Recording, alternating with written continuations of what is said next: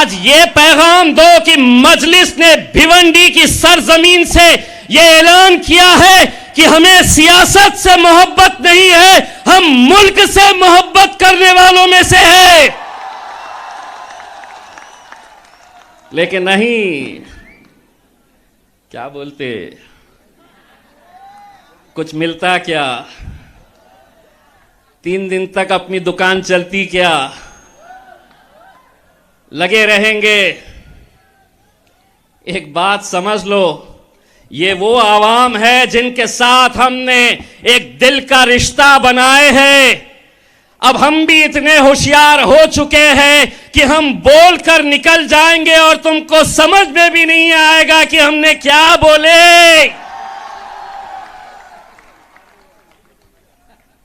और ये आप लोगों ने ही हमें होशियार किया है। बहुत बहुत शुक्रिया आपका। जैसा दरअसल मीडिया वालों को हमें कैमरे में कैद करना है, हम क्या बोलकर जाएंगे करके। मैं यहां पर सिर्फ 5 मिनट आपसे मुखातिब होना चाहता हूं, क्योंकि हम ज़्यादा से ज़्यादा वक्त असद साहब को देना चाहते हैं। 2 दिन पहले मैं इसी ग्राउंड के ऊपर आया था ये जायज़ा लेने के लिए कि असदुद्दीन अवैसी साहब की सभा भिवंडी में होने वाली है, तो ग्राउंड कैसा है, उसकी तैयारी कैसी है, उसका जायज़ा लेने के लिए मैं यहाँ पर पहुँचा। तो इसी ग्राउंड के ऊपर कुछ पुलिस ऑफिसर्स यहाँ पर आए, उनके साथ मशवरा हुआ, उन्होंने कुछ सुझाव दिए, हमने कुछ सुझाव दिए। लेकिन उनमें से एक पुलिस ऑफिसर ने बड़ी ही मुस्कुराहट के साथ उन्होंने मुझसे ये कहा कि साहब, भिवंडी का माहौल बहुत शांत है,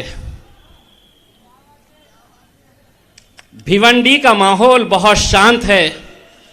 उनका इशारा ये था कि हम आ रहे हैं तो कहीं कुछ गड़बड़ करके ना जाए।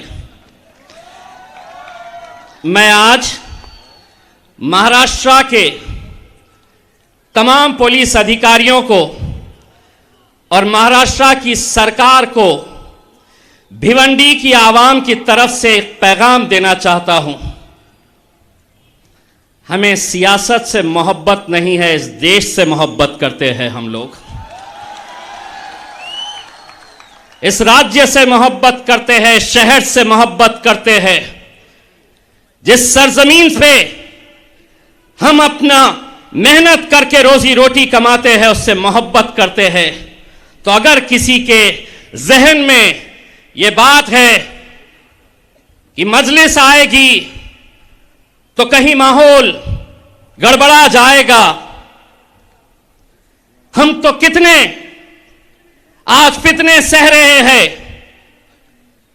हम कैसे कैसे हालात से गुजर रहे हैं, इसके बावजूद भी हम सब्र का घूंट पी रहे हैं, क्योंकि हमें यकीन सरकारों के ऊपर नहीं है, हमारा यकीन हमारे अल्लाह के ऊपर है।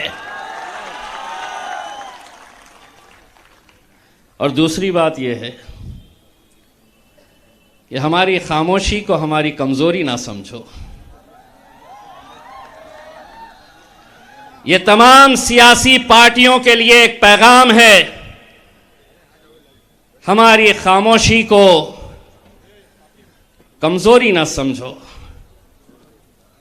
सर झुका के अगर हम चलते हैं तो सिर्फ खौफ खुदा से। आज इस मुल्क के अंदर जो हालात है उसे देखते हुए आप खुद समझ रहे होंगे कैसे कैसे मुद्दों को हर महीने, हर 15 दिन के बाद निकाला जाता है, सिर्फ अहम मुद्दों से भटकाने के लिए। और ये जो आए हैं ना पूरी की पूरी फौज लेकर,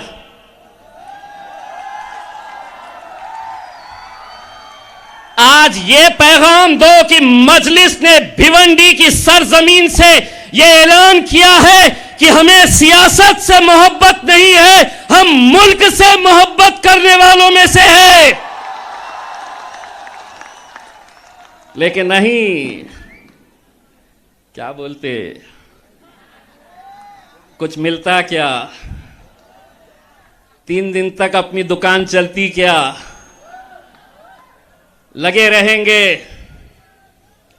एक बात समझ लो, ये वो आवाम है जिनके साथ हमने एक दिल का रिश्ता बनाए हैं। अब हम भी इतने होशियार हो चुके हैं कि हम बोलकर निकल जाएंगे और तुमको समझ में भी नहीं आएगा कि हमने क्या बोले। और ये आप लोगों ने ही हमें होशियार किया है। बहुत बहुत शुक्रिया आपका। जैसा किसी ने कहा, हमें फख्र है कि हमारे कायद अकबरुद्दीन अवैसी साहब औरंगाबाद में आए।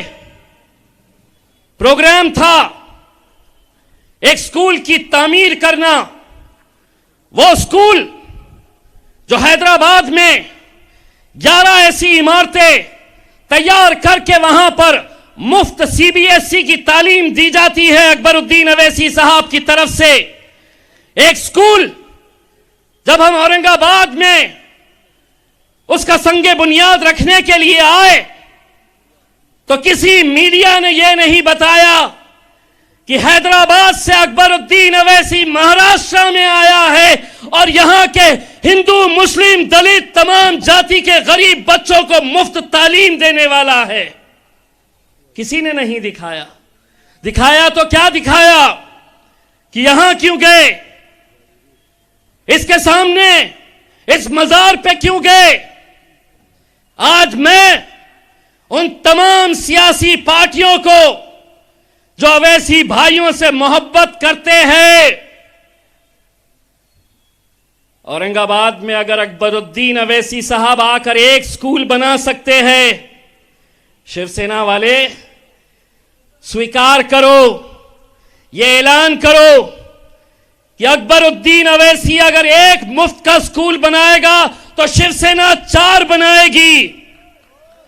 राष्ट्रवादी वाले जो सिर्फ मजलिस को खत्म करने का ठेका उठाए हैं, मजलिस को कमजोर करने के लिए दिन और रात मेहनत करते हैं, यह ऐलान करो कि अगर अकबरुद्दीन अवैसी औरंगाबाद में एक स्कूल बना सकता है तो राष्ट्रवादी कांग्रेस भी 2 स्कूल बना सकती है। और जिनके कानों में बहुत भोंगे सुनाई देते हैं, एक आध तो तुम भी शुरू कर दो। काम की बात भी करो। बेफजूल की बातों के लिए तो बहुत वक्त रहता है, लेकिन चलो कबूल करो ये चैलेंज।